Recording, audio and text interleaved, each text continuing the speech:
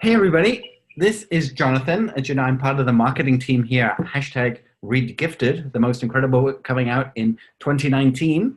Save some pennies. And I have the joy every week of meeting with Paul and Kim, the co-authors of the book, and helping people find out a little bit about why they wrote the book, what's going to be in the book, and the difference that this book will make to the world. Fascinating. So I love fiction. I go to the Lord of the Rings and I look at the company of 9, 4 hobbits and 2 men and a dwarf and a ranger and an elf. I go to Enid Blyton and there's a famous 5 and there's a secret 7. And all of these books have characters. The Avengers right now, there's 21 Avengers movies and there's the X-Men, there's the Avengers. I mean, everybody loves characters. And it's the characters that come out. Harry Potter with Ron and Hermione and Neville and Dobby. I mean, that's what makes the book. What the characters make the book. Sure, there's an underlying theme and there's a reason why the book's been written and it makes a difference. But we all fall in love with the characters, and I'm so excited about this. I have waited for weeks to tell the world about the characters. So we had a little inkling about the narrator on our last video, which was Balthazar, who's a crow, who's very much universally wise and has the ability to talk. But now we're going deep into some of the characters. And one of the biggest streams of knowledge coming out of Gifted is the use of imagination. In fact, we have a gift for the people who would like to learn more about imagination to join a Facebook group, and we have a gift coming for you later this week, which you will love. But when we think about imagination, our mind is the only limiting factor around what imagination could be. And I was in Sacramento the other day, and there was all these stores that were closed because there's a big mall opened. But the only store that stayed open was the palm reader. Bless her heart. Obviously she saw that this was coming and changed her marketing. But we'd all love a crystal ball. We'd all love to be able to just see what's coming up. And funny enough, I think there might be something about a crystal ball in the book Gifted. So Kim, Paul, please tell me about a certain person, one of the main 6 characters with the name of Sidney. Over to you. Take it away, Kim. Oh. First question, boy or a girl? Sidney is male. Sidney is very unique, and people really connect with Sidney. So those who have had the privilege of reading the book in advance of publishing seem to connect well with Sidney. Sidney is the nerd. He's kind of bullied. He's that kid that nobody wants to be friends with because he's the odd man out. But Sidney has this amazing gift in his imagination, and he uses it very well to his advantage. And sometimes the other characters kind of pick on him for that, but they come to appreciate his gift. Interesting. Now, when you say gift, obviously there's a gift of imagination, and we all daydream and we all become pirates or astronauts or elves or wizards in the books that we read. Mm-hmm. But I know part of the other piece of Gifted is that each of the main characters are actually given a gift, which helps them leverage their own gifting. And Paul, what's with Sidney and his gift?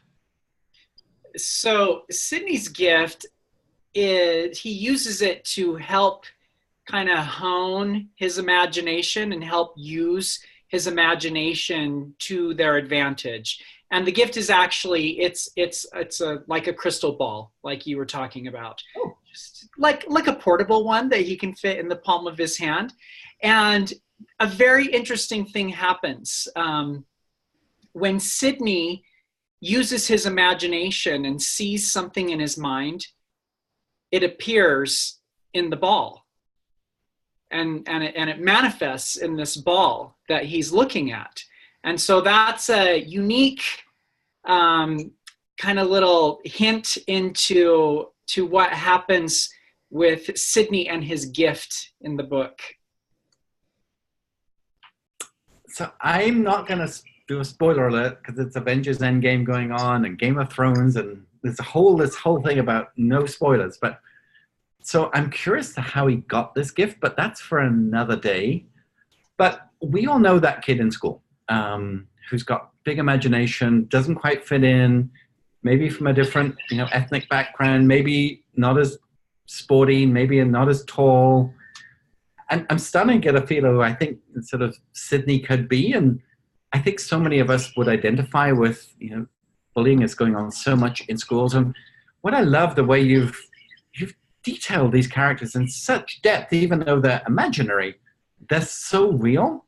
And I think everybody's going to find their own favorite, but I think everybody's going to appreciate the depth of knowledge that you've put into creating these characters within the book. So high five to you two.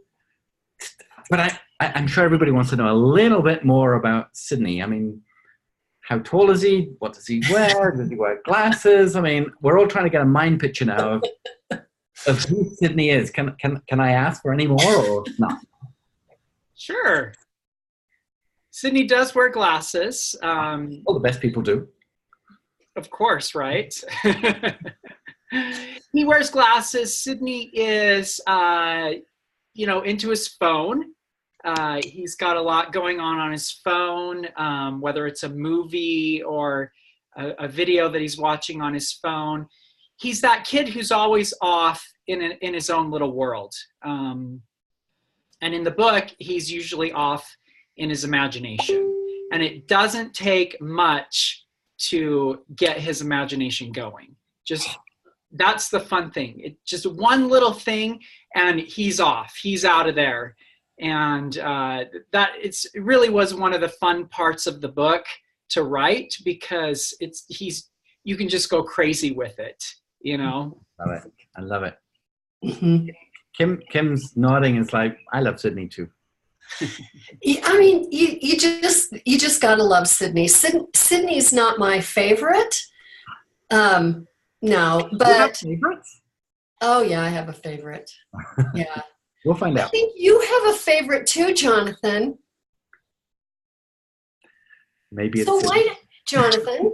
Why don't you tell us why you love Sidney?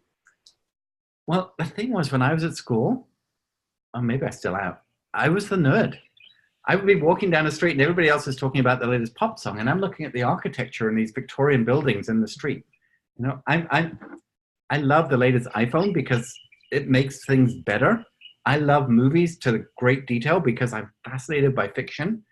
And somehow the nerds rule the world. The Steve Jobs, the Bill Gates, I mean, they were all the nerds, but they were the ones that made the Apples and the Microsoft. So gotta love a nerd. It's so true. It's so true.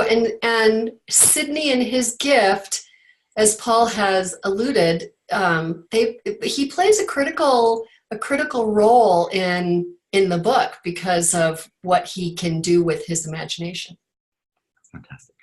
I think that one of the things that we say that he's a daydreamer, like he likes to daydream, and so that's using your imagination. And a lot of times we think as adults that we need to turn that off, turn that daydreaming off, get into reality, focus. But in all actuality, when you use your imagination and you let your imagination go, that is when the creativity really comes out. And when you say that nerds rule the world, I think what you're saying is that people who use their brain and use their imagination, they come up with these amazing ideas like the iPhone, that we have this slick piece of glass in front of us that's smooth and will give us everything we want. And that's the fun thing about it. And you're able to see that in the book too, with ideas and just, it makes you take a different look at daydreaming and imagination in general. Wow. I'm excited. I can only imagine what people will find out about how Sidney uses his gift of imagination to help the characters in their journeys throughout the book. So I don't want to spoil how Sidney gets his crystal ball or globe, whatever it might be, but I do know that there was a tag wrapped around the gift that he got. And the tag says this: if you can hold it in your mind, you can hold it in your hand. Mm-hmm. So that to me is deeply powerful. Mm-hmm. So I'm very excited to see where this is going, because if you can hold it in your mind, you can hold it in your hand. That's a world game. That's a world game-changing strategy right there. It's very powerful. And it's one of those ideas that if you can wrap your mind around and take a hold of that, you literally can create or make happen whatever it is that you want. So yeah, it's pretty exciting. And I think this is going to be one of the differentiators of your book, Gifted, when it comes out compared to a lot of fiction, is it goes beyond fiction. I mean, it goes into real life with real life skills and real opportunities to make a difference in the world by using, you know, tangibly what's up here in real life. Wow, you guys! Mm-hmm. No wonder I'm so excited.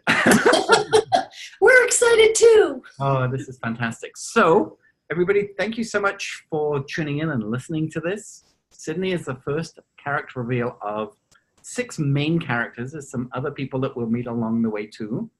I'm not sure who's next in line to be revealed. So you'll just have to tune in next time and find out. With 3 boys and 3 girls, we can say that. So maybe we do boy, girl, maybe. We'll see. Another reason for watching again. But Paul and Kim, thank you so much for pulling yourself away from your typewriters and graphic artists and designs and fashion shoots and everything else that's going into the merchandise and the lunch boxes and the soft toys and all the stuff that goes with this. I know. There's your imagination. There's my imagination going right there. So thank you again. And we will see everybody again on our Facebook page. Thank Thank you. you. Bye. Bye.